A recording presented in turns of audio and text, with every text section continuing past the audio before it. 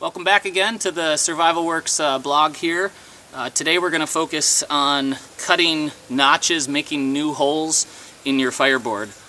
So if you're starting from scratch, you always have to do that. In fact, you have to make not only a hole in your fireboard, but you also have to burn a hole into your handhold. All of these holes you see here are just well-used spots on the board. You can get a lot out of one piece. So how do you make a hole? You need to have all the parts ready to go. A spindle. This is a spindle that has been used before, but what we're going to do here is basically to make a brand new hole, say down here where the wood hasn't been touched yet, is to actually go ahead and sharpen the point on this spindle. So we're going to basically bring that to, just a nice sort of blunt tipped, something like that. Can you hold it up so we can see the profile in front of your sweater? So something like this. Really doesn't have to be dramatic. You don't have to kind of start way down here and whittle yourself all the way up. Just enough to be able to gouge it into the board. So the next big thing is where to actually place the hole on the board. You don't want holes, let's see if I can find you one. You don't want the hole to be too close to this edge, because what will happen is eventually the spindle's going to have a tendency to pop out over here. So basically you want the hole to have, as it does here, you can see this, a little bit of wood remaining. So you come down the edge of the spindle and there's still some breathing room here before you drop off the edge of the board. That's about the minimum that I feel comfortable with having, is about right here. You could even move that back just a little further. Hopefully you can see that. Put it against my shirt here and you can kind of get the sense of size and where it comes in. So basically, don't put it too close to the edge. That's the moral of the story here. Too close to the edge, or go for it. Put it too close to the edge. I don't care. Just see what happens. But if you want it to go well more often than not, move it in a little bit. Now you move it in too far and then you have to cut a notch that's much deeper, the notch being this piece here. And what that's going to do when you cut it too deep is it's going to compromise the integrity of the board and it may crack on you. So finding the optimal place is kind of the key here. So what's optimal?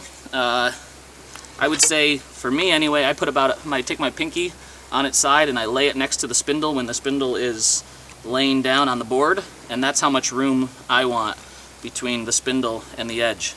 Once I've done that, all I have to do is lean the spindle up, and the point where that touches is the spot where I want to make my hole. So here I'm going to take my knife, I'm going to just kind of gouge that out just a little bit further. You don't really have to do much, just enough, just a little bit there. And now there's a little spot where these two can come together. So I'm going to show you what we do next. I have things set up on a log here for you to see. It's not going to be as easy for me to do this. You don't need to go find some log to do this on. Just find a flat, dry place to work.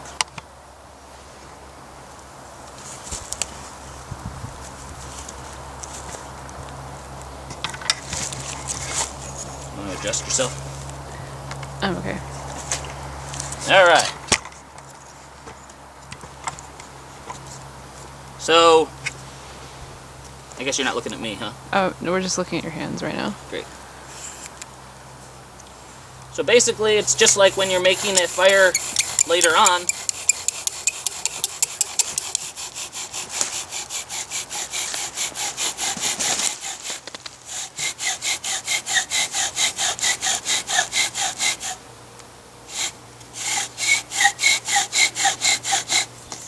There we go. So, what have I done? You can see all the dust that's been created there from the work that I just did. But what's different from this hole from all the others is there's no notch. And we need a notch so that dust doesn't stay up here, but instead falls into this place where it'll gather up and become the coal to make the fire. So what we're going to do now is cut ourselves a notch. I like to make a little X across the center of the hole, and then where that comes out to the edges here, I'll trace those lines down the side, and basically that's the wood that has to be removed. So, let's see. There's a couple ways that you can remove that wood. If you had a saw, you could, but even when I have a saw, it's not really what I like to do. So, a knife is not a saw. You can't sit here and do that. You're not going to get anywhere. So a couple options. One is to reduce the contact point so it's more pressure as you push down. So basically that just means tackle the corners here, here, here, and here, slicing in like that, like that, like that. And if you keep repeating that motion, and I'm just basically slicing with some pressure like this, and then what'll happen is it's going to leave a little bit of wood in the middle where I wasn't pushing, and I'll come back and I'll get that. So that's going to be a pretty fast way to remove it. And again, we're just going to keep going for it. There, there. 6 points of contact.